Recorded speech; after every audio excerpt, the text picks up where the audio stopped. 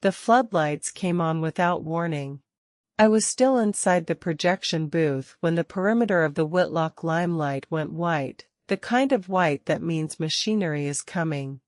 I pressed my face to the porthole glass and counted 3 vehicles at the curb, a surveying truck, a flatbed with orange markings, and a black SUV that didn't belong to any crew I'd ever seen on a job site. It was the SUV that made my stomach tighten. Work trucks come in the morning. That kind of car comes when someone wants you to see them and think carefully about what you're willing to lose. I went downstairs slowly, because running would have told him something. He was standing in the lobby when I pushed through the inner doors, and for one disorienting second I saw both of them at once, the boy who used to sit in seat G7 and fold his program into an airplane during intermission, and the man whose family name made city contractors speak in hushed, careful tones. On his left hand, catching the cold glare of the floodlights, was the heavy gold signet ring engraved with the Rainer family crest, a mark that carried more authority in this district than any municipal permit. The boy's jaw was softer. The man's was not. But the stillness was identical. Marek Rainer had always gone still when something mattered. He didn't extend his hand. He didn't move at all. "Saren," he said. "Just my name, the way you say a word you've been careful not to say for a long time." "You didn't send a letter," I said.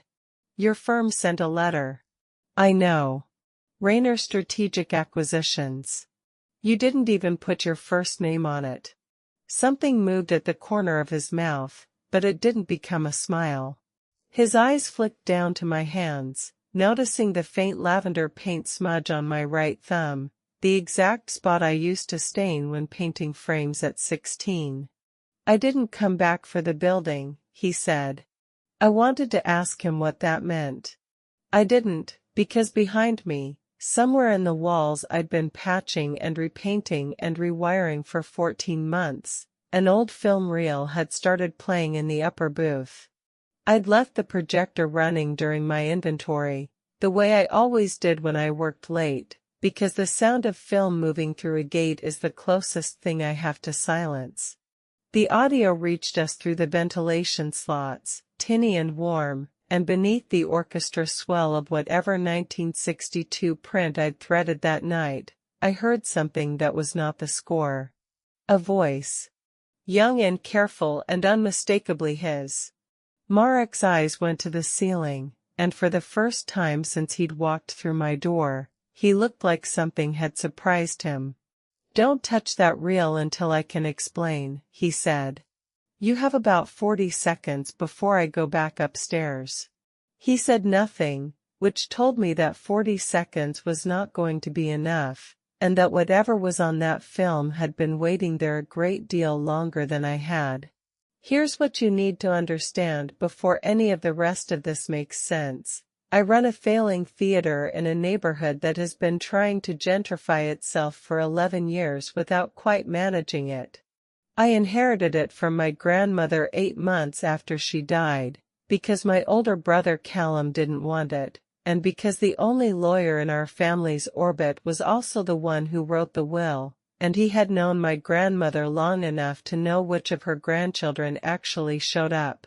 I know every seat in this building by number. I know which projector lamp is about to blow before it blows.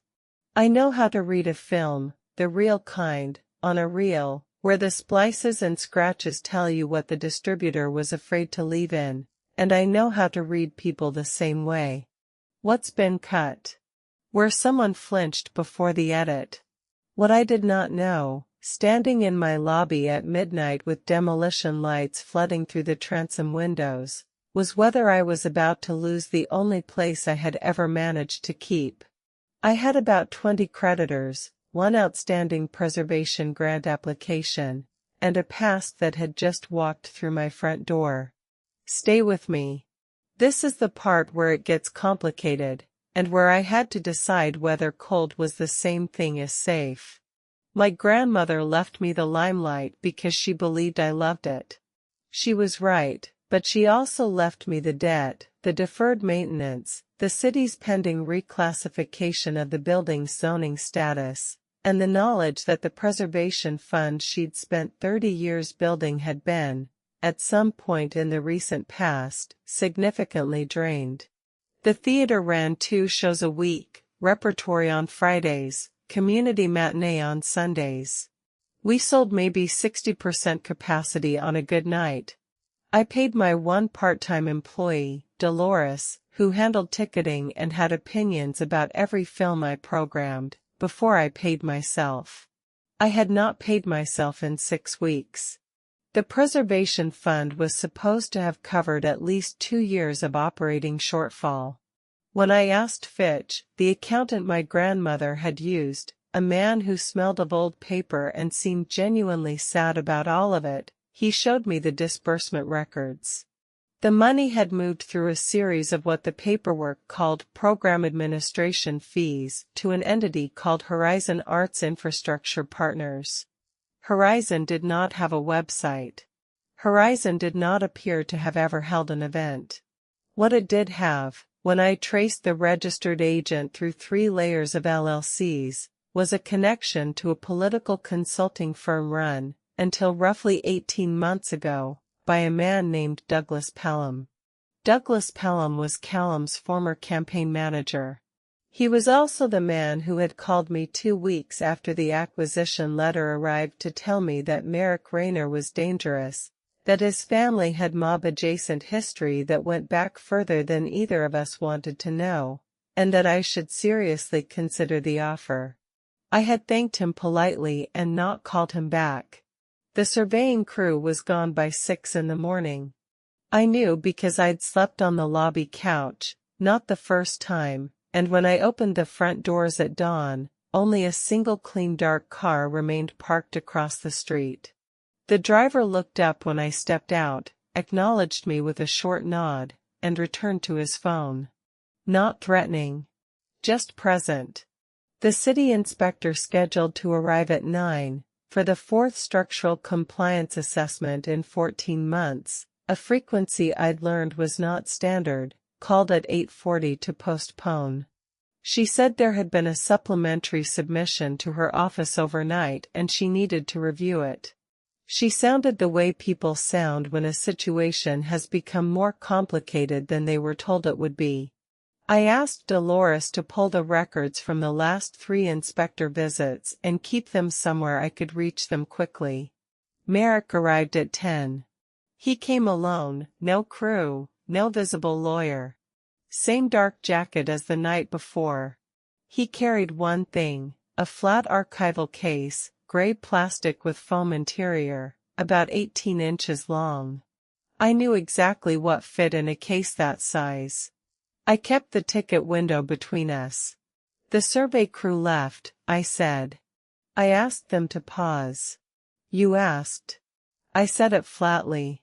How does that work, exactly? With contractors, asking is usually enough. They want clear direction more than they want a particular outcome. His voice was even. With the inspector, I sent evidence. Not a phone call, not pressure. Documentation showing the 4 compliance assessments were initiated by a complaint filed through a proxy entity rather than standard municipal process. You were being pushed toward a violation. I showed her the mechanism. I looked at the case on the ticket ledge. What's in there? That's the second thing, he said. The first thing is that I'd like to see the projection booth. I didn't take him upstairs immediately.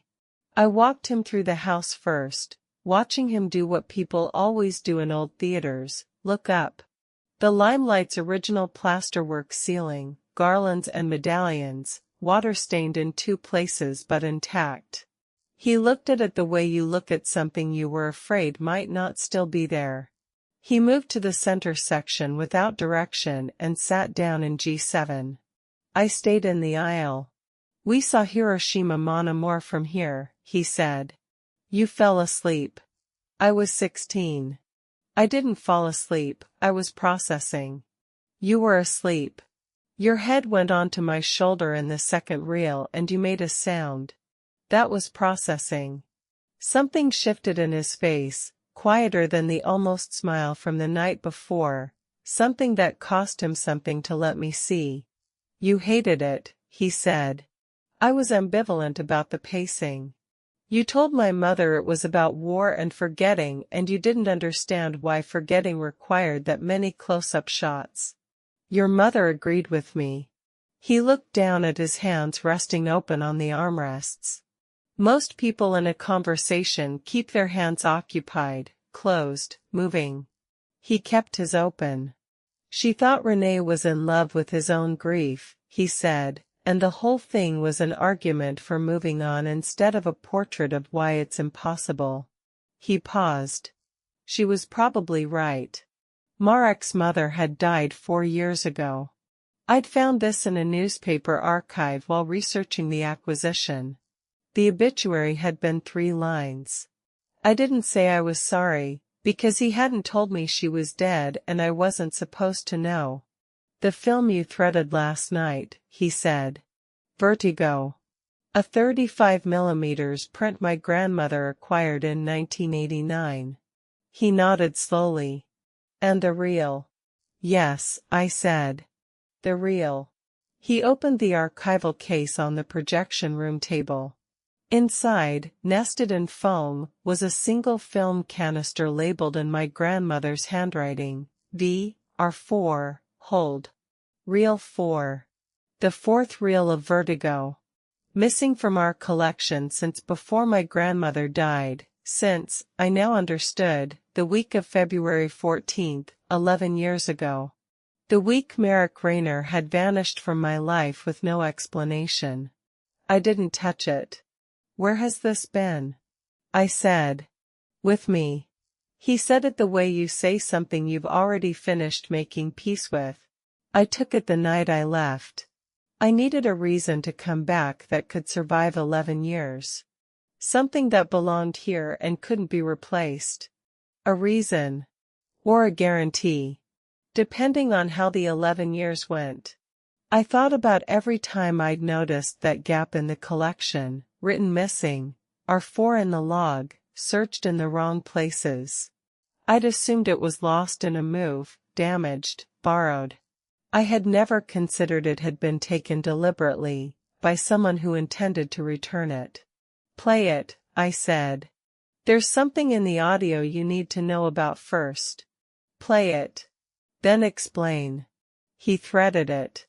The projector was already cycling the earlier reels, and when reel 4 engaged, the picture on the screen below came back to the scene in the tower, the spiral staircase, the terrible ascent.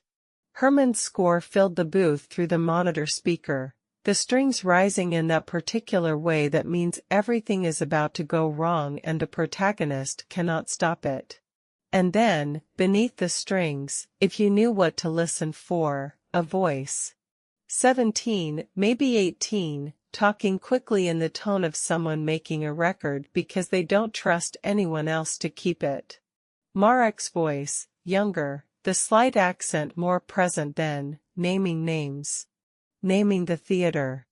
Naming a date. A meeting in the green room below us, what had been exchanged there, who had been present. He let it play for 4 minutes and 12 seconds. Then he reached past me and stopped the reel. I kept looking at the speaker. How much more? I said. 1 minute. Maybe less. Play it. No. His voice was quiet and entirely certain. Not yet. You need to hear what I'm about to tell you before you hear that last section. If you hear it first, you'll make a decision based on incomplete information. I turned and looked at him. He was watching me with an expression I had no adequate category for, not apologetic, not manipulative. Something more like a person standing at a boundary they have chosen and intend to hold. You're telling me when I can hear information about my own theater, I said. I'm telling you there's an order that matters. I'm not telling you that you can't hear it, I'm asking for the chance to explain one thing first, And then I'll play it the moment you ask. Ask now, or ask later. But know that asking now means hearing it without the context. I stood up and went downstairs and did not ask him. I called Douglas Pelham the next morning from the office behind the concession stand, where the ventilation is loud enough that no one can hear through the walls. I told him I was reviewing the Horizon disbursements, that I'd come across his name as registered agent, and that I wanted to give him an opportunity to explain before I involved anyone else. He was quiet for a moment. When he spoke, his voice carried that smooth, practiced legal warmth, the tone of a man who calculated the price of everyone in the room before saying hello.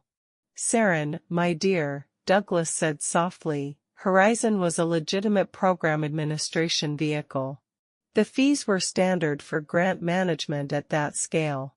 If the records seem irregular to you, it's only because small preservation fund accounting is often misunderstood by people without background in municipal finance." I said I also wanted to ask about the complaint filings that triggered the compliance assessments, which had been traced to a proxy entity, and whether he could help me understand the connection. He said he didn't know anything about complaint filings. He said it the way people say things they have prepared to say, the syllables a little too even, too finished at the edges. I said, "Douglas, I'm asking you directly, privately, before any of this goes anywhere else.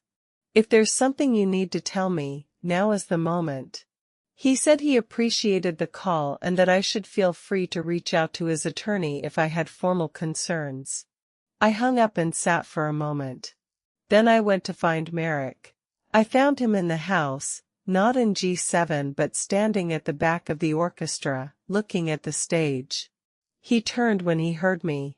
"Tell me why you left," I said. He didn't look away.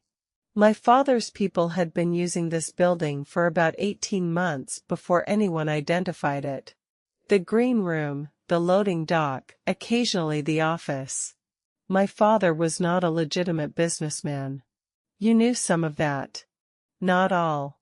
When the arrangement started coming apart, someone had to be identified as responsible. The preservation fund was the mechanism, money moved through it, records adjusted to make it look like the Rainer family had been extorting the theater's board. Which wasn't true. The board didn't know. My father's people used the building without the board's knowledge, and when scrutiny came, someone needed those transactions to point somewhere definitive. He paused. Pelham's consulting work had real exposure to the incoming investigation. He needed the frame to hold before the election cycle. My father offered your family a choice: confirm the narrative, say publicly that you'd discovered the Rainer family pressuring the theater, or the investigation would expand in a direction that touched Callum's campaign directly. There were real connections between Pelham's work and your brother's finances. Pelham had run some of his misdirected funds through Callum's donor infrastructure. I felt something cold move through my chest. Callum accepted the lie, I said. Yes. He knew it was Pelham. He knew it wasn't your family doing the extorting. He knew the framing was false. He didn't know all of Pelham's motive, neither did I, at the time. He looked at me steadily. Your brother was protecting himself. He also believed my father's organization was genuinely dangerous and that burning us was defensible even if the specific accusation was wrong. That's not a defense. No. It isn't. I'm telling you what he probably thought. Not that he was right. I stood between Rosie and F and thought about my brother, who had called me when the Preservation Fund news broke and said, quietly, that I should probably think about selling, that some buildings carry history you can't rehabilitate. I had thought he meant the debt.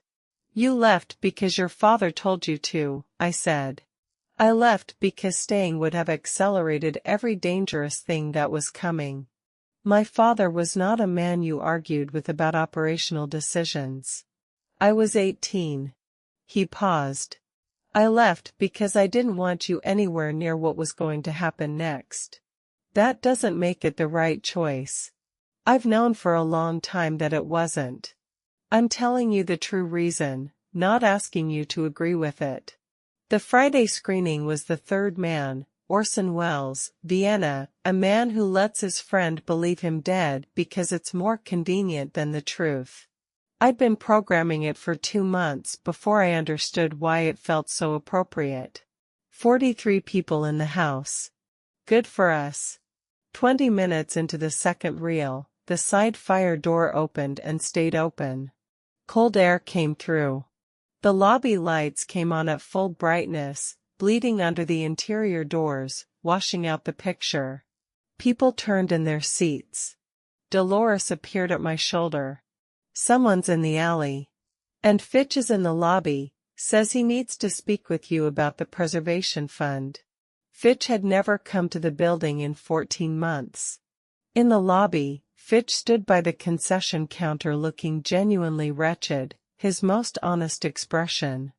Beside him was a man I didn't know, mid-40s, with the particular patience that belongs to people used to being the last one standing in a room. I looked at Fitch. Did you bring him, or did he bring you? The other man said, Mr. Fitch is here to clarify discrepancies in the preservation fund accounting. Mr. Pelham has concerns about certain documents that have apparently been circulating. Documents submitted to the city inspector? A pause. Among others. The theater is in the middle of a screening, I said. Close the fire door and wait outside, or I'll call the non-emergency line and report interference with a public event. The patient man looked at me for a moment. Then he nodded once, said something quiet to Fitch, and they left. I went back inside. Marek was standing at the rear of the house. He had come in during the disruption. He was watching the screen with his arms at his sides. I didn't ask how he'd known. I sat in the last row and he sat 1 seat away, and we watched Wells disappear into the Vienna sewers in total silence until the reel ended. After the house cleared, I sat on the edge of the stage. Marek sat in the front row. The acquisition strategy, I said. Buying surrounding properties, creating leverage on the building's commercial neighbors. You weren't trying to demolish the theater. No. You were making it look like you were. To draw out anyone with a stake in the preservation fund's history. If the theater was about to be sold, Pelham's laundering structure would surface in the transaction. He'd have to move to protect it or let the records appear. The acquisition created pressure on every party with a financial interest in this building, Marek said. Including anyone whose money had moved through it. You didn't tell me. No. You let me believe you were going to demolish my theater. I spent 6 weeks in genuine distress. I called every preservation contact I had. I applied for 2 emergency grants. I took a loan against. I stopped. You used my panic as cover. He didn't deny it. He didn't rearrange the facts. Yes. And I should have told you, not the full mechanism, which would have changed your behavior in ways that warned Pelham, but I should have told you earlier that the building wasn't the target. I chose to wait until I had more pieces in place. That was a choice I made about your life and your distress without your agreement. That's not smaller because you admitted it. I know. I walked to the back of the house and stood looking at the empty screen. 43 seats where 43 people had just watched a film about lies of convenience and the damage they do over time. One of Pelham's accusations about your family, I said. The involvement with the theater. Some of it was true. My father's people used this building. That is true. It's in the recording. He paused. The framing was false. The fact of the use was not. I've never claimed otherwise. I stood there with that. I went home that night and sat in my kitchen until 2 in the morning. What I had been doing, I understood now. was using the theater as a box to store my grief. I had called it loving the building, but I had also been using it as a shield so nothing could ever surprise me again. You cannot be ambushed by grief if you are already standing inside it. I had decided 11 years ago that needing Marek Rainer was a structural weakness, a load-bearing wall that had failed once. So I had treated every relationship like a deferred maintenance item, noting the flaw, refusing to repair it, waiting to see if it would hold another season. Marek had lied by omission and used my fear as cover. That was real. But I had also refused to let myself believe him because I was terrified of giving him leverage. I got up and walked back through the quiet streets to the theater, sitting alone in row G7 until the dark started to lift. Then I went upstairs and took the gray canister in both hands. I called him at 11:30. He answered on the second ring. "I want to hear the last minute," I said. "Come to the booth." He arrived in 12 minutes, which meant he hadn't been far. He came in without knocking, I'd left the door open, and stood at the back while I threaded the reel to where he'd stopped it. "I want to hear it first," I said. "Alone." He looked at me. "I need to make a choice about what it means without your face in the room. That's not punishment. I need to hear it as evidence first, and then as something that involves you. I can't do those simultaneously." He considered this. Then he nodded once and left. I heard him sit down on the stairs just outside. I pressed play. His voice, 17, careful, recorded on something small and tinny. The ambient sound identified the room as this booth. He'd been here, making this record. Saying, "If something happens to me, this is what I know. The theater is being used. My father knows. Pelham is the one who formalized the arrangement. He's been telling my father's contacts that the board has authorized it, which is a lie. He has access to the fund accounts. I think he intends to use this to frame my father's family if the political situation requires it. I am 17 years old and I don't know who to give this to. So I'm putting it here. Under the music. Where someone will find it if they're looking, and where it will mean nothing if they're not." And then, quieter, away from whatever he'd been speaking toward, "Saren, if you're the one hearing this, I'm sorry I didn't find another way. You deserved another way." I sat with the projector running and the empty screen glowing below me and felt the full weight of 11 years of bad information.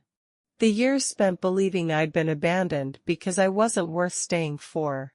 The way I'd made myself harder and more contained as a direct response to a lie. The version of Marek I'd carried, cold, careless, gone, who had never actually existed. I also let myself feel the real harm. He had come back and not told me. He had used my fear deliberately. Both things were true at the same time. I stopped the reel. I opened the booth door. He was sitting on the top step and looked up when I appeared. "You should have told me sooner," I said. "When you came back. When you understood I was genuinely frightened about losing the building, you had information that would have changed the shape of what I was experiencing, and you withheld it for operational reasons. That was the wrong choice. I need you to actually understand that, not just agree with it." "I understand it," he said. "Not as something I did correctly that you're reframing. As something I did wrong." "Good." I paused. "And I owe you something." He waited. "I decided at 18 that needing you was a design flaw. So I designed around it. I've been doing that with everyone for 11 years and calling it being capable." I looked at him. "That's not an excuse for anything you did.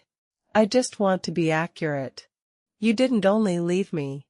I've also been refusing to let anyone come back." He said nothing for a moment. Then, "What do you want to do about the recording?" "Submit it. All of it. To the city, to the inspector, to whoever needs to see it." If I do that, he said, the full submission includes documentation of my father's involvement. The acquisition leverage, the structure I've been using to move the conspirators into position, becomes public record. The contracts I have in this city depend on a certain kind of opacity. Territorial arrangements that have held for years become renegotiable. The Rainer name becomes a liability instead of an asset. Is that a reason not to submit it? No, he said. It's just true. I wanted you to know the cost before you asked. I'm not asking, I said. I'm telling you what I want. What you decide to do with the information is your choice. He stood up and looked at me, his hand resting briefly against the stair railing. I spent 11 years building power so no one could force me into silence again, he said quietly. I am dismantling it now because keeping it means using silence as a weapon against you. I made a promise to myself the night I left that if I ever came back, I would not hide behind a strategy again. He went downstairs. I heard him make the phone call, heard him give instructions in a voice that was calm, ruthless, and entirely clear, destroying 11 years of corporate leverage in 5 minutes, because he was no longer willing to trade my trust for his safety. The submission went through on a Tuesday. The city inspector made her determination by Thursday. Pelham's connection to the proxy complaint entity was confirmed. The Horizon disbursements were reclassified. The preservation fund's remaining balance, less than I'd hoped, more than zero, was restored to the theater's operating account. A separate investigation was opened that would likely take 18 months to resolve. Callum called that evening. He said he was sorry, in the way people say sorry when they've known something was wrong at the time and have been living with it since, which is a specific quality of apology, heavy and late and insufficient but probably real. I said I needed time. We hung up without making plans. The contractors at the curb were gone. The acquisition pressure on surrounding properties was withdrawn. I received a letter from Rainer Strategic Acquisition stating they were releasing all acquisition interest in the Limelight and related parcels. Signed with just his last name. I spent Saturday in the theater alone. I walked every row. I stood on the stage and looked at the projection booth porthole glowing faintly because I'd left a work light on, and I thought about my grandmother walking this same stage, and about the people who had used this building for things it was never meant for, and about the fact that I had been so determined to save it that I hadn't let myself ask whether I was saving it for the right reasons. I loved this building. That was true. But I had also needed it to need me. I had needed to be the only one capable of keeping it intact, because a building cannot leave and cannot choose someone else, and everything I had lost in the last decade had either left or chosen someone else. The grief I had been storing in these walls was mine. The theater was just a building with good acoustics and inadequate plumbing and a ceiling that people always looked up at. I sat in G7 and cried for about 20 minutes, which I had not done in a long time, and which felt like clearing a drain. Then I sat quietly until the light through the transom windows changed, and understood it was almost dawn. I heard him come in. He knocked on the propped-open lobby door and waited, and I called from the stage for him to come through. His footsteps on the aisle carpet were measured and unhurried. He stopped at the front row and looked up at me. "The inspector's report is finalized," he said. "I know. She called yesterday. The submission is with the district attorney's office. It's out of my hands now." "I know that too." "You're staying in town," I said. "Not quite a question. I have an apartment 4 months out on a lease I signed last week. After that, I don't know. But I'm not leaving without telling you first." He paused. "I'm not leaving on someone else's timeline again." I looked at him in the early light coming through the transom windows at a low gold angle, making the dust visible in the air. He looked tired, not the tiredness of a single night but of something longer, the particular fatigue of someone who has been managing consequences for a very long time and has recently stopped. The territorial arrangements, I said. The contracts. 3 have already been renegotiated without me. 2 withdrawn. The Rainer name means something different than it did 2 weeks ago, something less. Something possibly more honest, depending on what I build next. Are you afraid of that? He thought about it genuinely. No. I've been afraid of what I was building. When you're powerful the way I became powerful, fear works differently. You stop being afraid of losing things and start being afraid of becoming something you can't explain to the person you used to be. He looked at the stage. I've been afraid of that for years. I sat down at the edge of the stage and let my feet hang. I'm going to restore the full projection system, I said. A proper grand reopening. Repertory on Fridays and Saturdays both, real capacity marketing. I'm going to stop treating survival as the goal and start treating the actual thing as the goal. What's the actual thing? The films.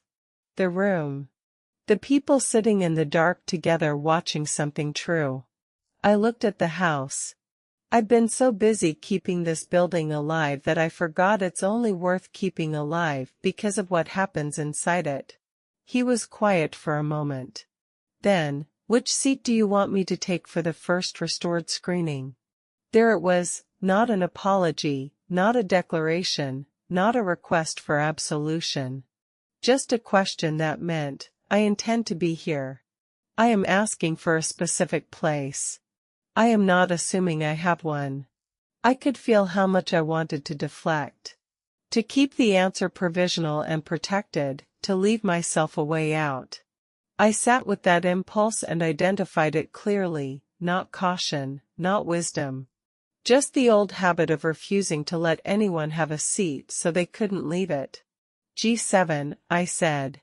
But you bring your own program. Something in his face changed. Not relief, exactly, more like a person who has been holding a particular careful stillness for a very long time, and has just decided they can set it down. He nodded once. I stayed on the stage and he stayed in the front row, and neither of us spoke for a while, and the morning light moved across the house the way it always does in a theater when it's empty and honest, slow and particular, finding every surface worth finding. 3 weeks later, on the afternoon before the first restored screening, I was threading the projector when I found it, a small mark on the film gate, barely visible. A scratch made by someone threading a reel at the wrong angle. Not recently. The scratch had been there for years, quiet under every print I'd run, and I had never noticed it because I was always watching the screen. I cleaned it carefully, the way you clean things you intend to keep, and went downstairs and opened the theater doors, and the evening light came in across the empty seats, across the plasterwork ceiling and the faded curtain and the 43 seats in the front section and the single seat in row G that I had not needed to reserve because it had been chosen, and the limelight held it all the way it had always held everything, plainly, without apology, in the quiet before the picture started.